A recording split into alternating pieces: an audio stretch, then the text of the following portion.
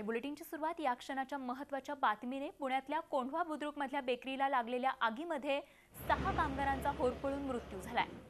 इथल्या bakes and cakes बेकरीला आग लागली आहे। यामध्ये 6 कामगारांचा मृत्यू झालाय। पहाटे 4:30 च्या सुमाराला ही आग लागली। हे सगळे कामगार बेकरीतल्या पोटमाळ्यावर झोपलेले होते आणि बेकरीच्या मालकानं बेकरीला कुलूप लावलं होतं, त्यामुळे या कामगारांना बेकरीमधून बाहेर पडता आलं नाही। या संपूर्ण प्रकारात गंभीर बाब म्हणजे अलीकडच्याच काळात या ठिकाणी अग्निशमन केंद्राचं उद्घाटन झालं होतं, मात्र या केंद्रात मनुष्यबळाची कमतरता असल्याची धक्कादायक माहिती समोर येतेय। या आगीचं कारण मात्र अजून समजलेलं नाहीये, पण शॉर्ट सर्किटमुळे ही आग लागल्याची शक्यता वर्तवण्यात येतेय।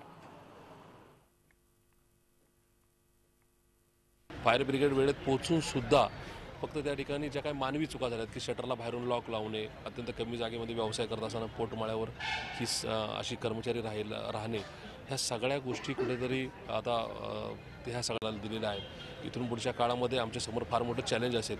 शहरामध्ये जे काय बेकरी आहेत, हॉटेल्स आहेत, ज्या ठिकाणी अशा प्रकारचा व्यवसाय केला जातो, ज्या ठिकाणी बेकायदेशीररित्या कर्मचाऱ्यांना पोटमाळ्यावर राहण्याची परवानगी दिली जाते, अशा ठिकाणी अशा कुठल्याही गैरकृत्याला त्या ठिकाणी थारा दिला जाणार नाही।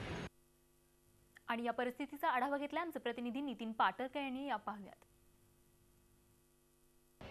कोंढव्यातील बेक्स अँड केक्स या बेकरीला आग लागून गुदमरून 6 कामगारांचा मृत्यू झालेला आहे। पहाटे 4:45च्या सुमारास ही दुर्घटना घडली।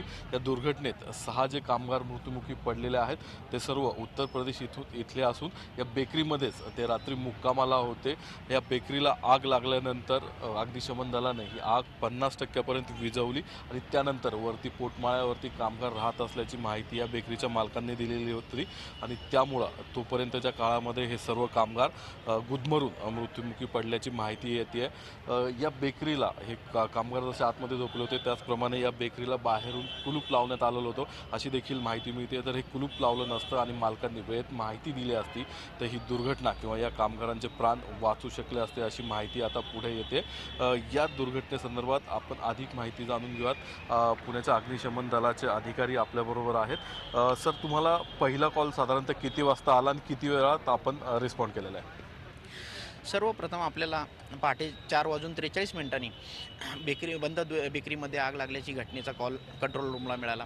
त्यानंतर कंट्रोल रूमला मिळाल्या वेळेस त्याचवेळी आपण जवळची गाडी कोंढवा फायर गाडी ही गाडी रवाना केली घटनास्थळी। ती गाडी घटनास्थळी आल्यानंतर बंद स्थितीत होतं शॉप। बंद स्थितीत शॉप असल्यानंतर ते तोडण्यासाठी साहित्य काढण्याची तयारीत असतानाच त्याच वेळेस मालक उपस्थित झाले इथे आणि दुकानाच्या मालकांकडे चावी असल्याने त्यांनी दुकान खोललं। हे सिलेंडर आतमध्ये होते आणि आतमध्ये वरच्या मजल्यावरती आटा मेकर आहे, त्याचप्रमाणे ओव्हन आहे, याच्यातूनच वरती पदार्थ तयार केले जात होते। त्याचप्रमाणे तिथेच त्याच जागेचा वापर राहण्यासाठी देखील केला जात होता आणि व्यवसाय, या 3 गोष्टींचं संमेलन आणि मॅक्झिमम 200 स्क्वेअर फुटाची जागा आहे। तर त्या 200 स्क्वेअर फुटाच्या जागेमध्ये एवढं सर्व आणि पोटमाळा करणं ही खूप मोठी रिस्क ठरलेली आहे। 6च्या 6 जण बेशुद्ध अवस्थेत एकमेकाला बिलगलेल्या स्थितीत होते आणि त्यांना श्वासोच्छ्वास घेणं मुश्किल झाल्यामुळे ते बेशुद्ध अवस्थेत गेलेले होते। तर त्यांना रेस्क्यू करण्यात आलं, मात्र ते वरच्याच ठिकाणी झोपल्यामुळे त्यांना ऑक्सिजन कुठेही उपलब्ध नाही होऊ शकला, त्यामुळे ही अत्यंत दुर्दैवी घटना घडलेली आहे। व्हिडिओ जर्नलिस्ट नितीन सांबोरसा, नितीन पाटणकर, झी मीडिया, पुणे।